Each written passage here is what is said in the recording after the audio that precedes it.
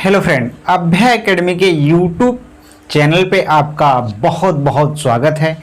जो मित्र चैनल पे नए हैं, चैनल को लाइक, सब्सक्राइब और शेयर कर लें।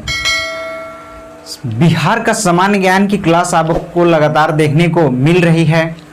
पिछली वीडियो में बिहार के बेसिक चीज़ों को आपने देखा था। आज थोड़ा सा राजनीतिक के बारे में इसको देखेंगे कि बिहार में लोकसभा की, विधान परिषद की कितनी कितनी सीटें हैं। सारे मुद्दों पे चर्चा करेंगे, लेकिन उससे पहले उत्तर प्रदेश वाले जो हैं वो तो सुपर टेट की तैयारी कर ही रहे थे। उनके लिए एक सुनहरा मौका है, क्योंकि सारे सब्जेक्ट उन्होंने पढ़ रखा है। बस उनको रिवीजन करना है, बस उनको बिहार सामान्य ज्ञान तैयार करना है और करंट अफेयर को थोड़ा सा तैयार करना है। बस उनकी तैयारी अच्छी है। बस आप इसी तरह से लगातार मेहनत करते रहें, एक न एक दिन सिलेक्शन आपको मिलना तय है। तो आइए चलते हैं अपने इस टॉपिक के तरफ। तो पिछली क्लास में आप बिहार के बारे में थोड़ा सा देखे थे, उसके आगे फिर हम कंटिन्यू करते हैं। तो राजनीतिक, थोड़ा सा बिहार का राजनीतिक देख लेते हैं हम कि कुल लोकसभा की सीट बिहार में कितनी है। तो यहाँ पे 40 है।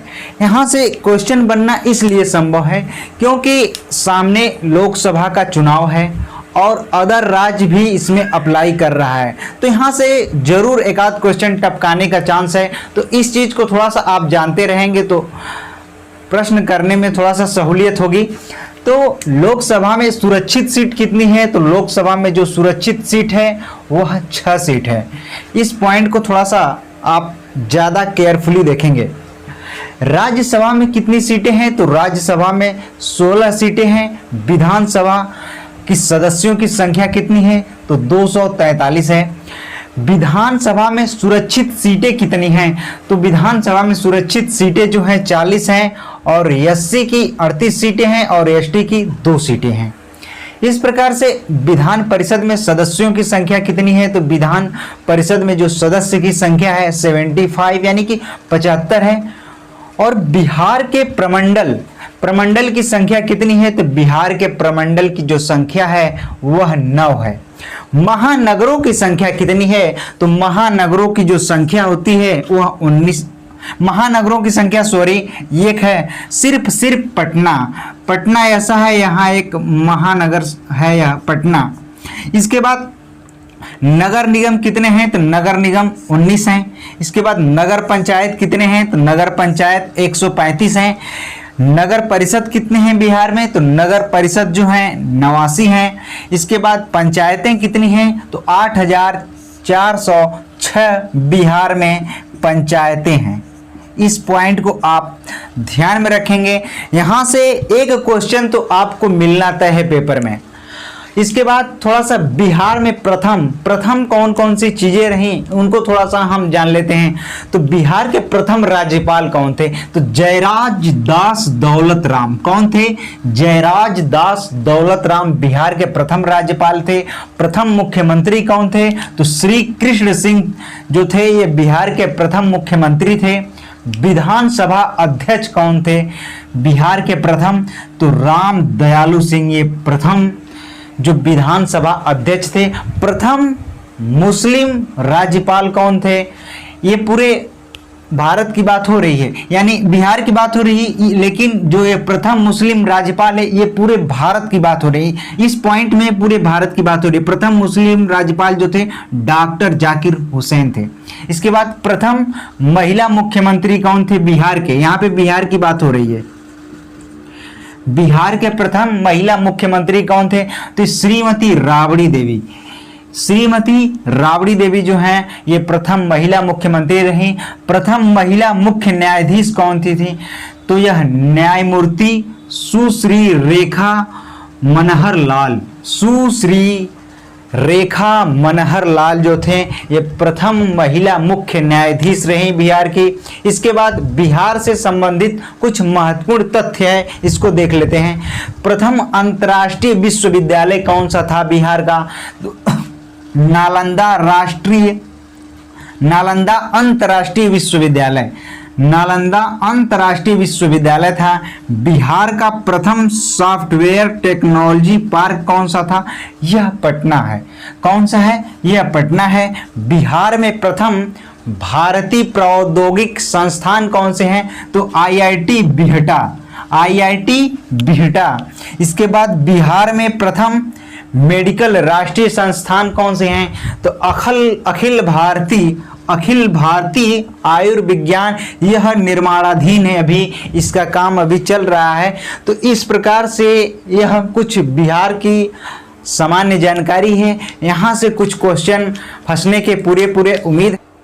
इसके बाद हम आगे बात करते हैं कि प्राचीन बिहार के थोड़ा सा पॉइंट को हम देख लेते हैं कि ऐतिहासिक दृष्टि से बिहार प्राचीन भारत का एक समृद्ध वैभवशाली क्षेत्र था।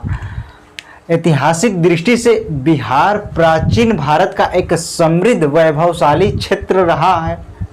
प्राचीन इतिहास में बिहार 3 प्रमुख महाजनपद कौन कौन से? मगध, अंग और वज्जी। मगध, अंग और वज्जी के संघ के रूप में बटा हुआ था। यहाँ इसको इम्पॉर्टेंट बना लीजिएगा, यहाँ से क्वेश्चन पूछने की संभावना है कि प्राचीन इतिहास में बिहार के 3 प्रमुख कौन से महाजनपद के भागों में बटा हुआ था? तो मगध, अंग और वज्जी के 3 भागों में यह बटा हुआ था। दुनिया का पहला गणराज्य, लोकतांत्रिक व्यवस्था का जनक, इसको भी वेरी इंपॉर्टेंट बना लीजिएगा कि दुनिया का पहला गणराज्य, लोकतांत्रिक व्यवस्था का जनक वैशाली बिहार का अंग है। वैशाली बिहार का अंग है। बिहार का वर्णन हमारे 2 ग्रंथों कौन कौन? रामायण एवं महाभारत में किया गया है। और किस लिए किया गया है इसको नीचे देखते हैं कि एक और मर्यादा पुरुषोत्तम राम ने बक्सर के निकट गुरुकुल में ऋषि विश्वामित्र से शिक्षा ग्रहण की थी।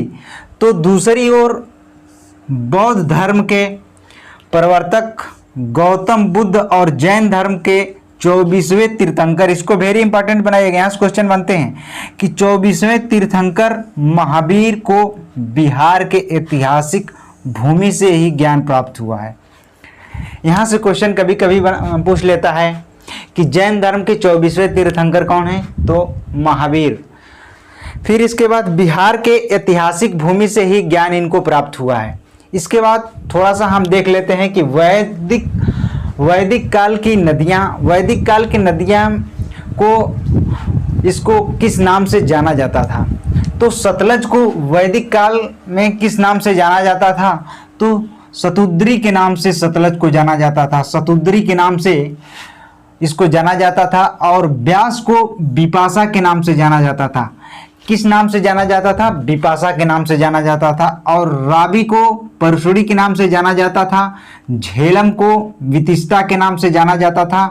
और चेनाब को अस्कनी के नाम से जाना जाता था। इसके बाद गंडक को किस नाम से जाना जाता था?